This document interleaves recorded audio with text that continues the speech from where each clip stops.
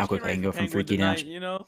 Yeah. That's what time we get ready for Penguin, you know? Yeah. Ah, Oh, we're baby! live! We've had so Let's many go! issues. We're keeping Let's this in. go!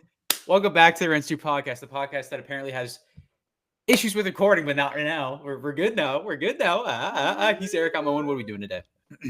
Today we are breaking down what makes a great anime villain, but not just an anime villain, maybe just villains in general. What makes a great villain? Yeah. So this stemmed from actually me and Erick just texting one day, and I was like, this would be a great topic for a podcast. But if you like these more random podcast ideas, where we just kind of talk about whatever we want to, be sure to like the video. And if you like us, like our channel, like what we do on this channel, daily shorts, be sure to subscribe as well as weekly uploads. Anyways, so this stemmed from an anime conversation. And then, we can kind of go into other things, or we can just talk about any villain and really anything. But the way I classified it as at first, I'm gonna go full teacher mode here for a second. I want you to pose a question to you guys in the comments.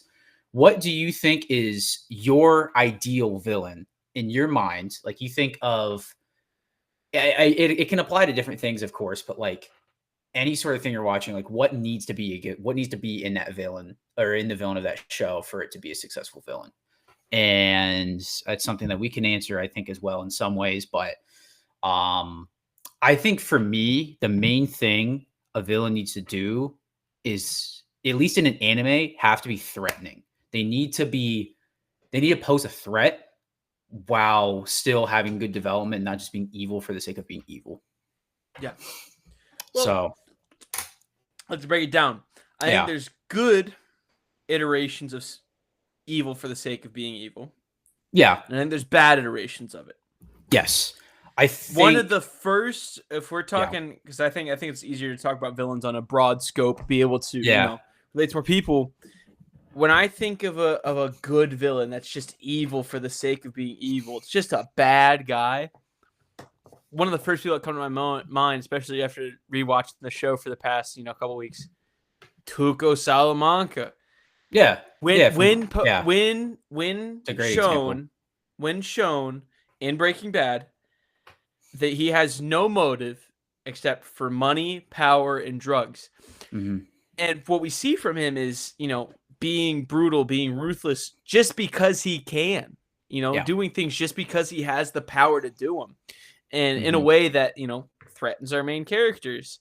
So Tuco, great villain for that's the sake of evil for being evil. I know you can probably think of a lot of that, of like bad evil for the sake of being evil. If you want to give me one of those, example of one of those. Yeah, I think just like a character, when I think of a character just evil for the sake of being evil, and maybe it's just because of the context we have behind the character, I kind of go with Kaido in some cases from One Piece. We may not have the full context about Kaido, right? He's not a bad villain by any means, because the first thing, like when I was talking about in the intro, is threatening. That's what Kaido is. Just the moment he's introduced, he is a threatening character. But when you learn more about him, he's kind of just evil. Like, he doesn't really have a lot of depth or anything else to him. He's just evil, and which is good. And in One Piece's case, it kind of struggles with its villains a little bit. But you also have like someone like Dofi who is pure evil, but he also has a really good backstory. He's got complexity and layers to him. So it's like that clashing ideology. I don't mind somebody like Kaido, and I think Kaido worked really well for Wano, because at that point he was by far the strongest character we'd seen in One Piece. And even villain-wise now, he probably is. I mean, obviously, Luffy hasn't interacted with like Imu, or I guess now the Gorosei. I guess I take that back. But in the anime, but Kaido was the sake of just evil for the sake of being evil. I think it can work in some cases, like Erick just said with Tuco. But then I don't know. It's kind of hard when I look down the list of anime villains throughout, because I'm kind of taking this from an anime perspective right now. I mean, there's like a lot of earlier villains in One Piece I think are just evil for the sake of being evil, but I think that's kind of the point. I think that kind of helps develop, especially in One Piece's case. I think it develops the world therein. because kind of like the idea for like One Piece is like all these threats that they find like themselves coming up against seem so big at the time. And then when you find these people that have, more complexity to them, what they're doing, why they're doing what they're doing, it seems like it's another step of the hill they have to get over.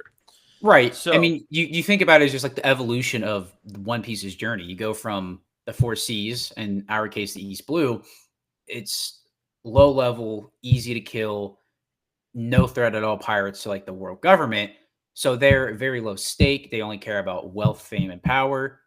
To some extent, fame, power, but like mostly wealth and fame because they can't really get power down there. But like, it's like I guess like the Buggy example. It's like he had the money, he had the wealth, kind of, and then he kind of had the fame. But then he went to the Grand Line and easily just got schmacked up. Went to Impel Down, but that whole story. But I'm just saying, in One Piece is you see the scaling of it. You get to the Grand Line, you get to like Crocodile, who has wealth, fame, and power. And is trying to achieve his ultimate goal of Pluton and taking over Wano, which he wanted to do, and then taking over Whitebeard, that whole scheme. But you see the natural evolution. Yeah. And then you get to like Enies Lobby, you meet CP9, you meet all of them, you meet the world government. It just builds upon itself. And that's why One Piece is a good example of how good villains are. I'm sure we're going to see some more complex villains. I'm sure Emu has a really in-depth backstory. I mean, obviously Blackbeard, we still know nothing about Blackbeard. Right. And he kind of at first he kind of fell into the boat of, I can't take him seriously. But as One Piece is starting to go more throughout the story, he's way more threatening now. Or feels way more threatening, I guess. So no, I think One Piece is a good example of that. I think I'm going to go a little bit biased here. I think the other anime that I really wanted to bring up for this was Naruto. And Naruto's villains, I think they get a little bit of a drag because they're kind of the broken hero archetype for a villain. This isn't you, that sort of thing. Which I think it can work. And I think the case of that is Pain, who I think is like one of the best anime villains. Yeah. It worked really, really well with him. The broken hero, you get his whole backstory. It's super tragic, super sad. But it makes sense why he does what he does after Naruto beats him. But, there's also a lot of villains in Naruto that are just evil. Like, they're just pure evil. And, you got, like, Madara. And the thing I love about Madara is, I guess I shouldn't say what he's doing is pure evil, but, like, in a way, it's kind of like, I'll get to this character later. It's kind of like the Thanos argument. In a way, what he's doing is technically right. For those of you who don't know, or could be seen as right. Madara wanted to get what's called the Infinite Tsukuyomi, which was, I butchered that name, I'm sorry, which was what'll put everybody in a dream, and that dream is going to be what their like happiest memories are. So it's like some of the random characters, like there's like this one character that wanted to become Hokage that's not named Naruto. There's, all that sort of happy stuff. Like they're seeing people that passed away, like their family members. It was a happy thing, but it's also kind of messed up. The real world. It eliminates the real world, and it also traps everybody in this kind of like cocoon state or whatever. So like in a way, what he's doing could be seen as right, but but it's also like he checks all the boxes because he's just pure evil. Or not pure evil, sorry. He's just super threatening. Like when he gets introduced, he takes out a whole squad of shinobi. Oh yeah, dude. Spawns 2 meteors and then wipes out the 5 Kage. So he's just like, that's an introduction. So, but Naruto also has you can go into so much complexity about it. I mean, you have all of Itachi's character, which he's like, he may not even really be a villain in some ways, but portrayed as one. So, but that's my anime talk about it. I'm sure I'll circle back to it at some point, but another type of villain we should talk about, I think, is like you said, this person who could be seen as doing something right. Like you're talking about Madara. Mm-hmm. I think you brought up a great example here, Thanos. Thanos he's always the one I think about that with this topic. Threatening. Yes, and he will do anything to get what he's looking for. What he's looking for could be seen as morally right. Although most people see it morally wrong, which is his goal is to eliminate half of the population so that resources will stretch.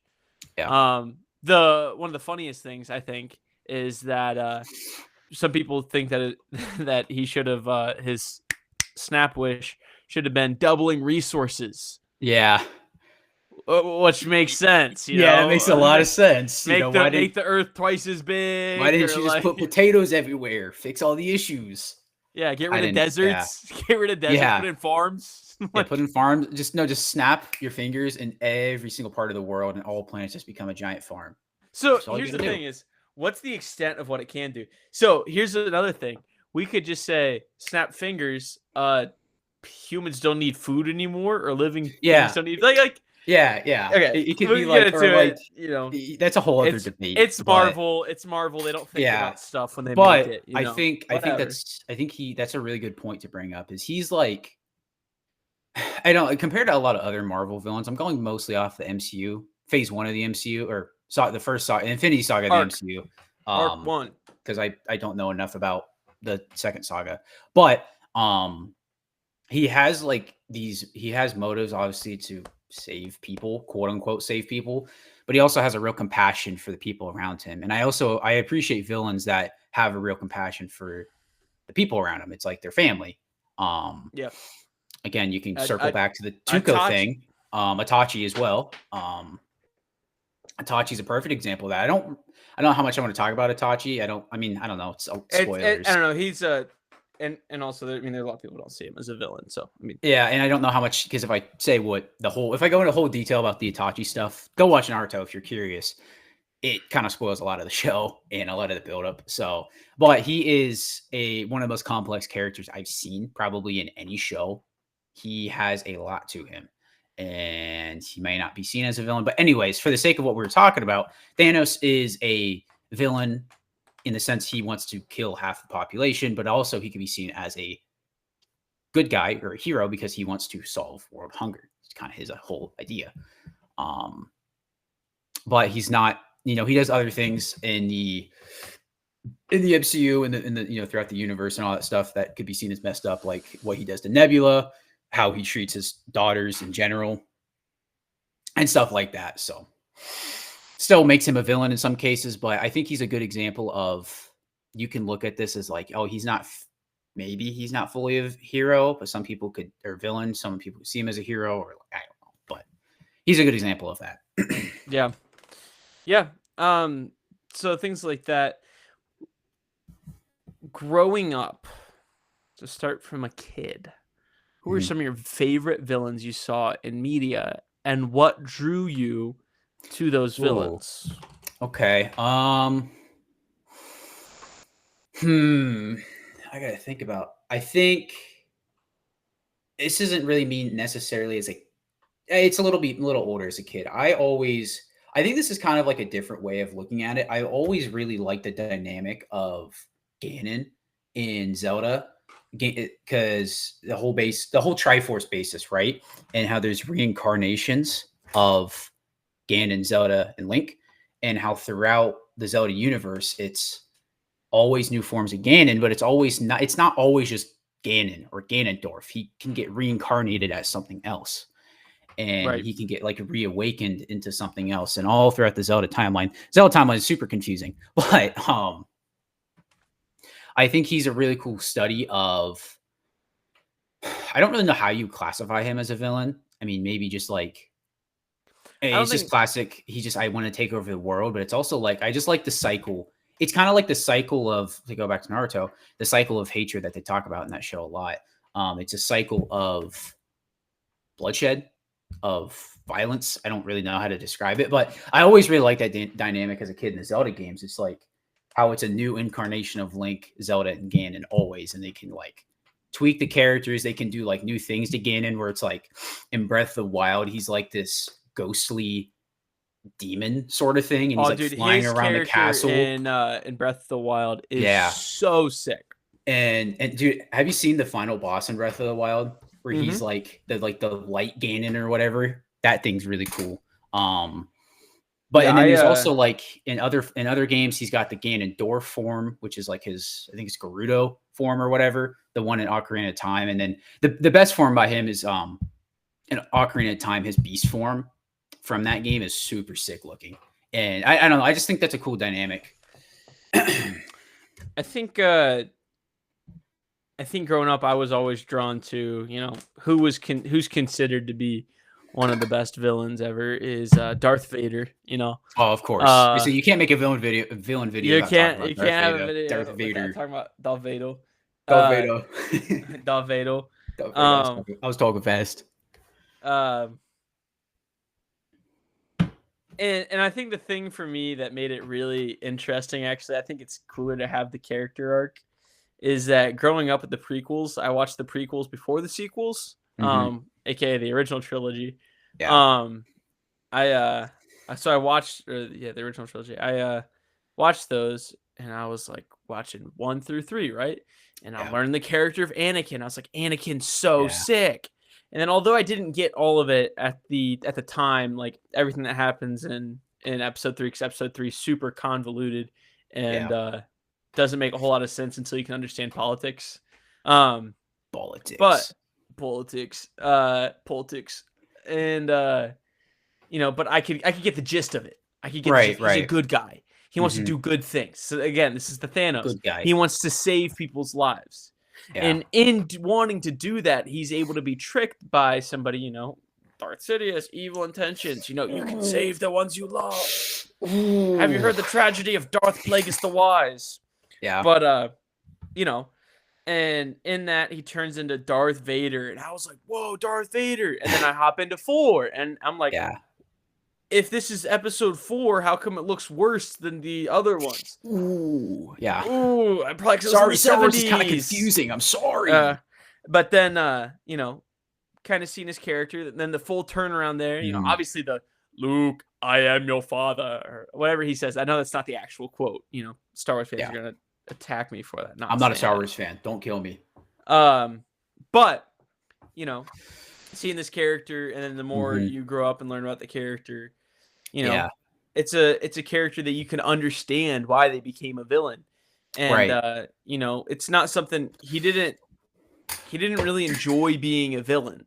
That's why you know his base, if you like go through like the comics and the books and stuff, was on Mustafar, away from everybody else, because he wanted to be alone, secluded. You know, he lost everything he had and loved because he became Darth Vader.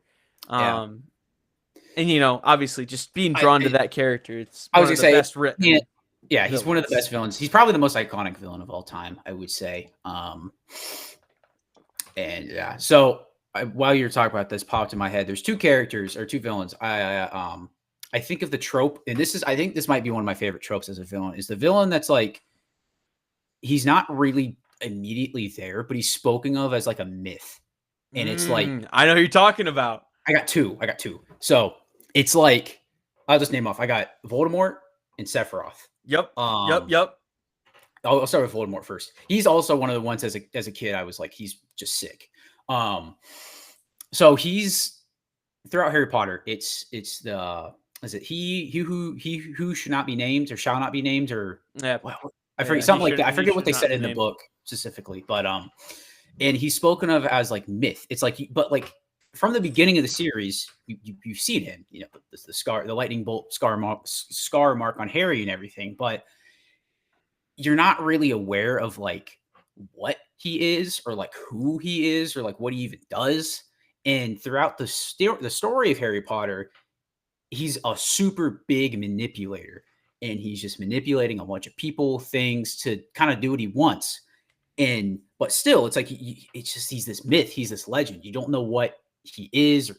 I love that because it makes the buildup of when he's revealed, or of like when the payoff actually happens, when the main characters actually fight him. It's so worth it. And that's worth it. Yeah. That's what makes the clash at the end of book 7 or 7 part 2 so cool. And just like that shot of him and Harry back and forth with their wands, just the buildup is perfect. And that's why he's such a good villain, is because of the mystery behind him. And then also piggybacking off of that, I talked about Sephiroth. I'm specifically talking about original 7, not 7 remake, because he pops up all the time in that story. And I don't want to talk about that right now. But throughout the game, it's like like the first half of the game, or the first chunk of the game, the like prologue of it, it's like you don't really know who he is. Cloud like kind of talks about him, but like, he's like, he's dead. He's not there. And then you see when you're in the Shinra building, that his long sword is stabbed right through the president of Shinra. And you're like, oh, and then like, yeah, he's back. Then the whole story is like, you're like near him, but you're never like fighting him. And then there's like his whole copies and like how he manipulates the Genova cell. It's a whole long, big mess of a story. Go play the original if you want to, but if you know anything about any Final Fantasy games, that's how they all are. Yeah, it's really confusing, but it's cool because it's like he's threatening, and he's spoken of as a myth. And it's like, because Cloud tells you his backstory with Sephiroth, and he's like, he like slays a dragon in like one hit, like in RPG. Like he just one taps the dragon. It's just like, oh, okay, yeah, he's strong. And the build up to the final fight and like what he does throughout the story is great. And the build up to his threat and the build up to the end with his theme song, dude. I don't even need to say enough. Song. I don't even need to say enough about his theme song. Let's talk about it. Let's talk about the theme songs. Probably one of the best video game boss soundtracks, probably the best villain soundtrack. I just want to paint this picture. 1997. You're on your PlayStation 1. You defeat the first part of Sephiroth. He's got this weird, whatever form. I don't really remember what the first form is. And then down for the count, and then you get to his like god form, where he's like, he just looks like this mythical god, and you hear the dun dun dun dun. I can't even do it, but you hear that build up, and then you start hearing the choir just start singing while you're dude. It's one of the most threatening appearances. Like, and even I didn't really want to talk about the remake part of Sephiroth, but in the remake, when he's like, and with the remix of his song, it's so worth it to just play just that game just for the final boss and for the music. It's so sick, and it's just downright threatening. So yeah, I think that's an interesting point. Is like, how much does a theme, maybe not a theme as in music, but a theme as in like how they're framed, how they're shot, color grading around them. Yeah. How much does that play into the villain, you think? Oh, so much. I mean, it's part of the buildup. I mean, it's a huge part of the buildup. I mean, I'm trying to think of an example here. I'm thinking of a good example. Yeah, you go first. And I'm excited to start watching Penguin tonight, but one option I think of, this is mainly goes into how they're shot and portrayed, is the 2022 Batman's the Riddler, dude. Yeah. Every time he's shown, it's like through a grainy film. It's like, it's so, just like edgy quality, like the camera's shaky. And so it adds this layer to him. The way he moves, the way he he's so much more, so much more threatening until you see him in person, and it's different, right? But because of how they frame him up to that, and that's one of the things that Matt Reeves does so well in the movie, right? He's shown as something different than what he is, which is I think it's an important for villains, is for them to come across larger than they are, or more threatening than they really are. I mean, it's also just like it's cool to see a villain. I mean, we should probably talk about Joker, but it's cool to see a villain other than Joker that's like done that well. We gotta talk about Joker. But we gotta talk. We'll talk about Joker in a second or two. But it's cool to see that that cool of a villain in a Batman, or even in like any superhero movie that's just like unique and cool. For that example, it's kind of tough because I'm trying to think of one that's like a little bit more out there, not like super well known, I guess. Just like the threatening, because I mean, I can think of like villains that are like kind of threatening. I'll go with this one. So kind of to go. Oh, okay, yeah, actually, I like this one. So it's kind of the same thing as kind of the like manipulative thing, but I think also the way they frame it. What's his name? It's I forgot his name. It's from Resident Evil 4. It's the main villain for Resident Evil 4. Hold on, I forget his name. I'm gonna look up his name. What's his name? I don't know off the top of my head. Sadler.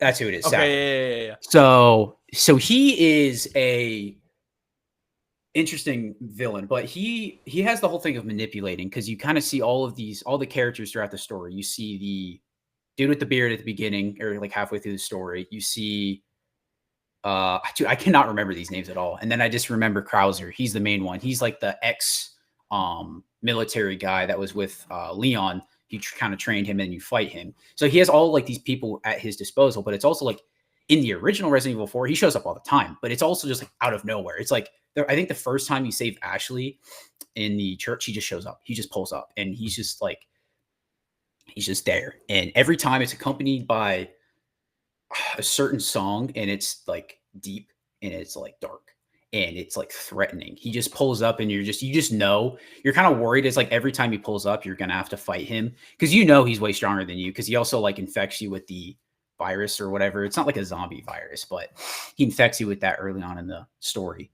But yeah. I think, and throughout the whole story, you're kind of just like putting together like, who is he? Like, what's his deal? In the remake, they like kind of cover him up a lot more. He doesn't show up until like way later in the story. But so he's kind of more of like a manipulator pulling the strings. But like in the original, he's all the time there. And I think he's not a super deep or complex villain, but he's a good example of how like build up and camera shots and camera angles can kind of help make a villain better.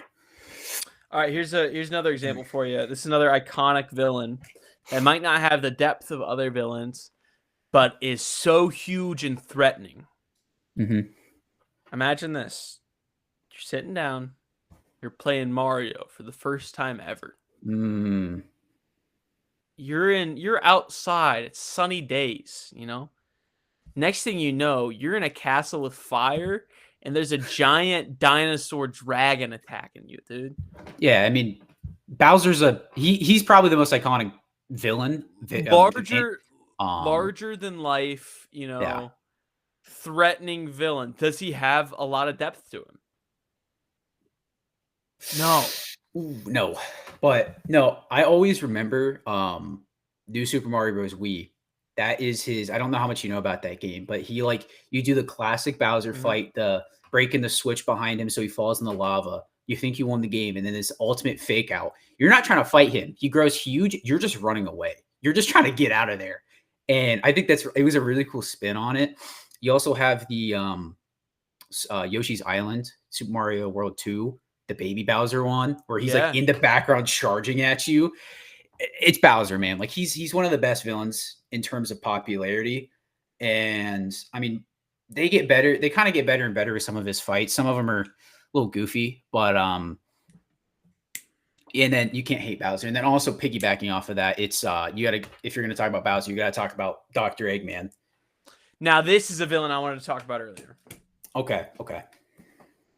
This is a villain that the reason I like him is because they give off this vibe, which this is another villain like aesthetic that we don't talk about. Cool villain. Yeah. Just like villain, you're like, they pull up and their style and like what they have with them. It's just so sick, dude. His robots are sick. You know, his contraptions are sick. Yeah, I'm a big fan of the dude. And he's got some really cool and actually pretty deep backstory to him too. Yes, he does. And oh man, come on. Dude, do you know much about the Sonic Frontiers story? Mm-hmm. Do you know the whole end scene where he has the I think your name Shade? No, is it Shade? I don't know. That's not, I'm thinking of a different Sonic game. The like little girl robot she has. Yeah. When he because it's like he created her, and it's like at the end when she has to go help Sonic, and he's like knowing that she wouldn't come back, or she may not come back alive. The voice acting was like, he's like, go, and he's like almost tearing up as he's like choking up as he's doing it. He's a deep villain, man. And he got the whole stuff with Gerald. And what I love in Sonic Adventure 2 is he's like distraught because he's like, why would Gerald like want to kill everybody when the Eclipse Cannon was like, because if you put the 7 emeralds in the Eclipse Cannon in the like the Space Colony arc in Sonic Adventure 2, it blows up the Earth. So you know, that sort of thing. I mean, he has the simple villain complex to him, just evil, but he's also kind of goofy sometimes. But he can be threatening in a lot of cases. There's a lot of times throughout Sonic games, like one of the ones I always think of is the I think it's called the Egg Dragoon in Sonic Adventure 1. And at the end of Sonic's story, he's like this big kind of like, I think it's Dragoon. Or maybe I'm thinking of the one from Sonic Unleashed. I don't know, but it's this big like dragon-esque robot he fights you with, and it's like it gets to the part of the story where it's like all of his plans have failed. He doesn't care about anything. He just wants to beat Sonic, and it's like it's a really cool boss fight. But he's a classic villain, and I think also can't talk about a villain episode without talking about Joker. We mentioned it earlier. Let's talk about Joker. Let's talk about it.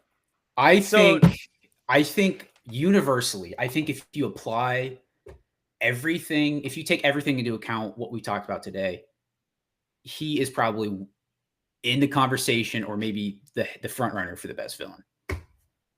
Yeah, we can't just look at a single iteration of him.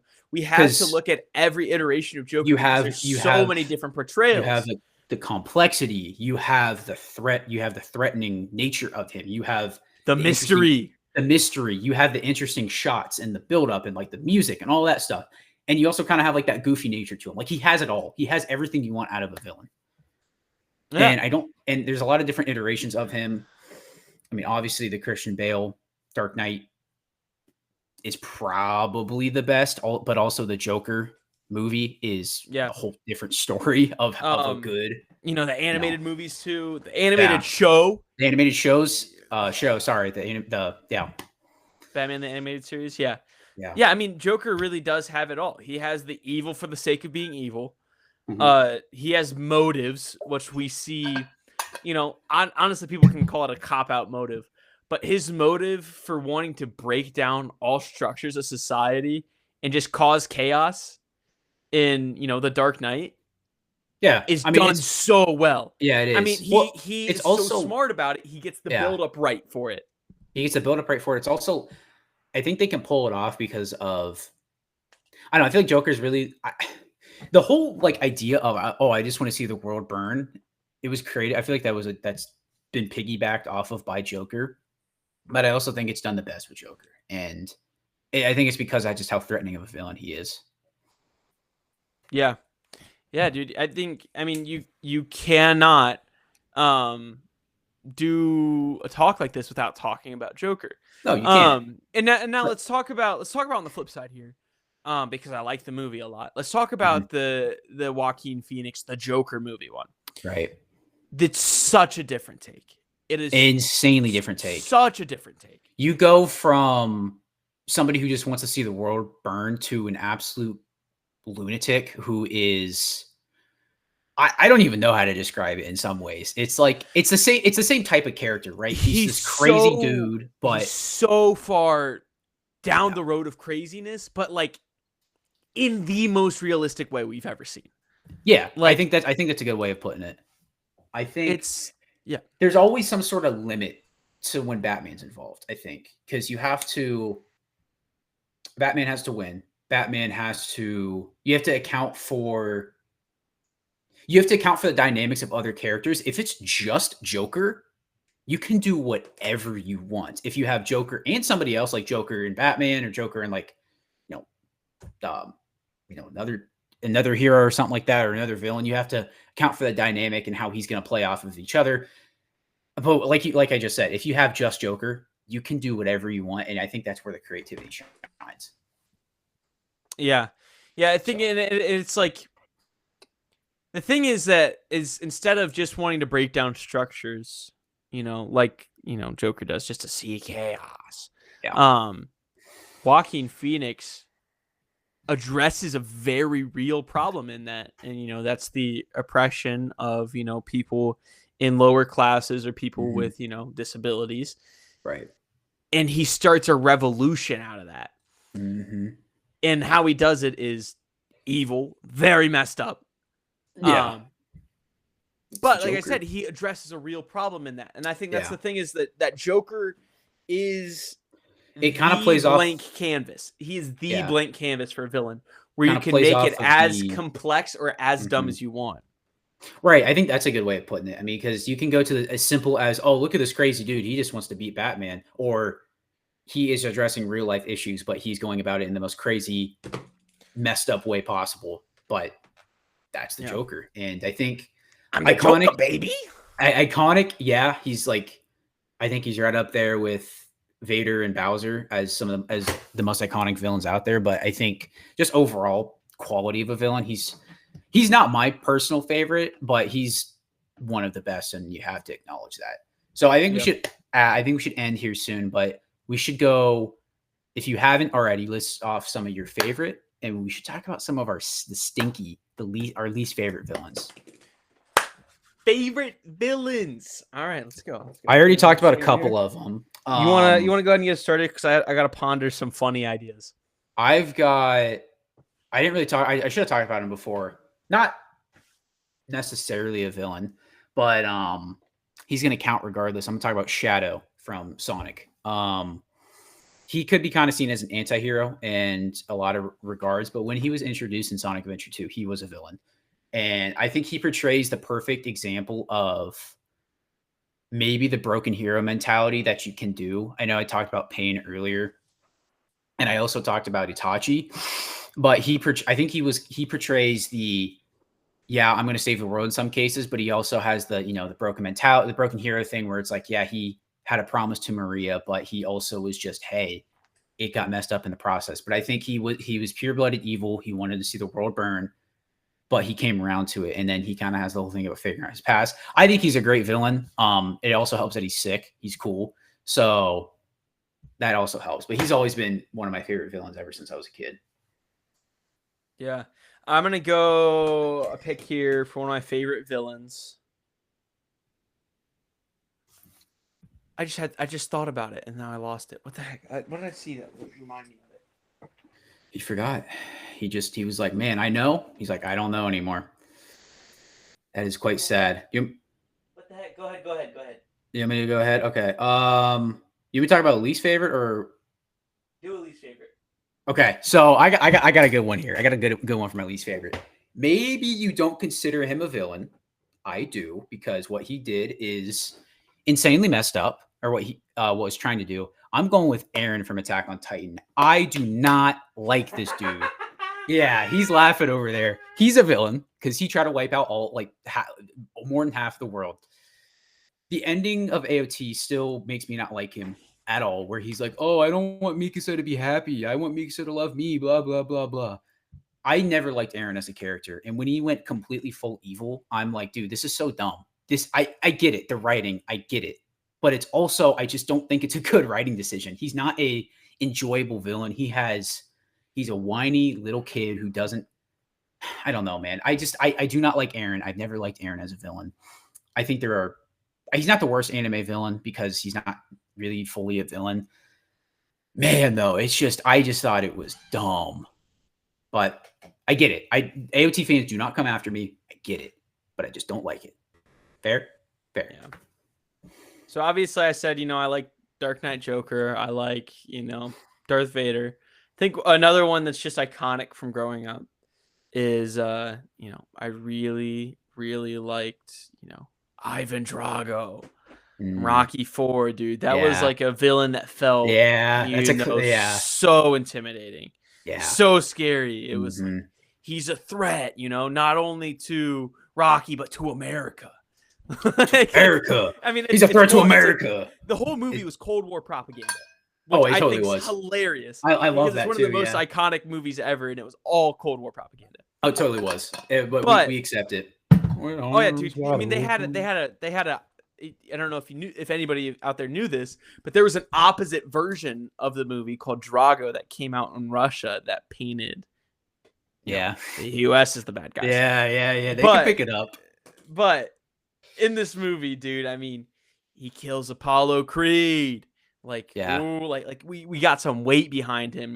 There's stakes in this fight, and I think it really makes him a great villain. Yeah. And so yeah, I think that's just somebody that just deserves a shout out here. Bad villains.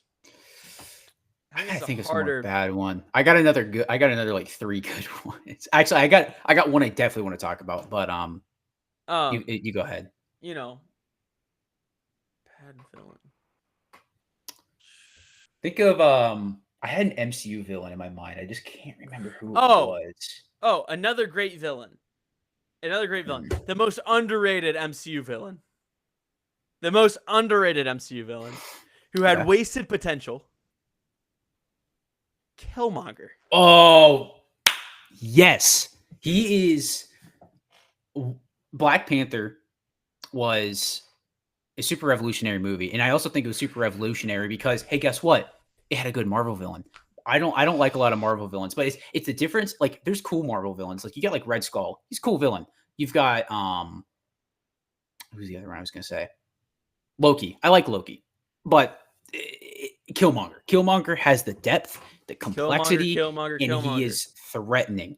I think he is such a cool villain. I think I still actually scratch that. I still think he's the best MCU villain. I was gonna say Thanos.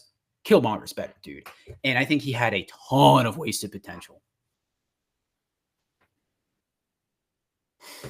Yeah, give me Killmonger out there, dude.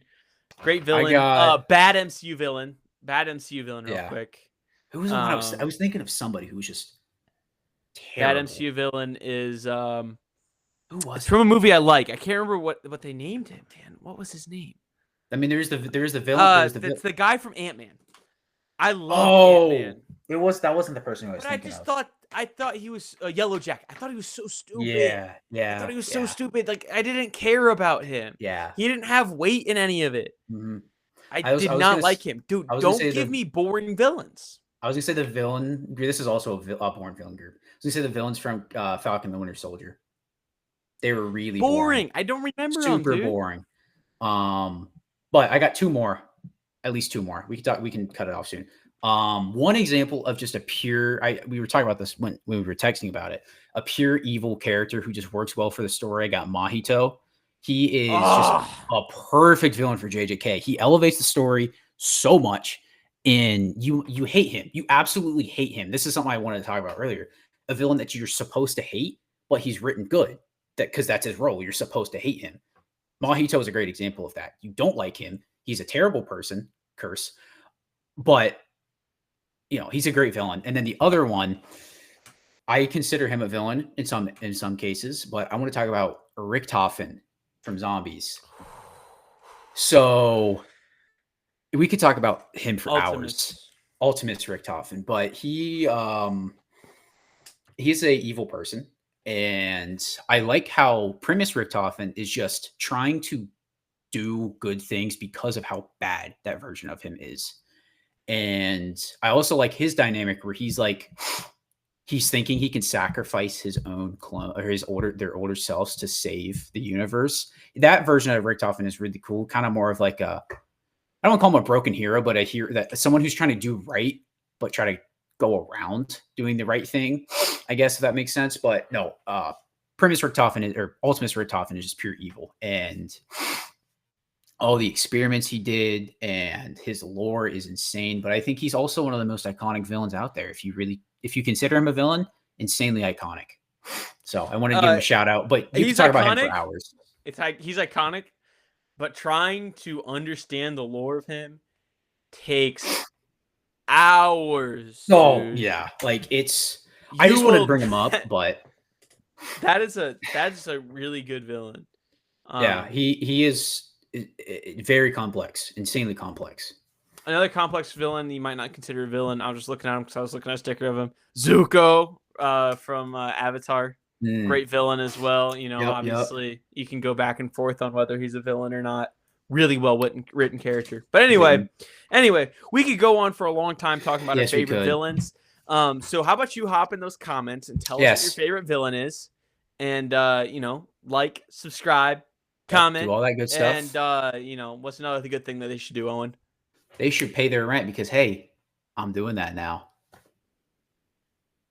Get that stupid smile off your face, dude. Pay your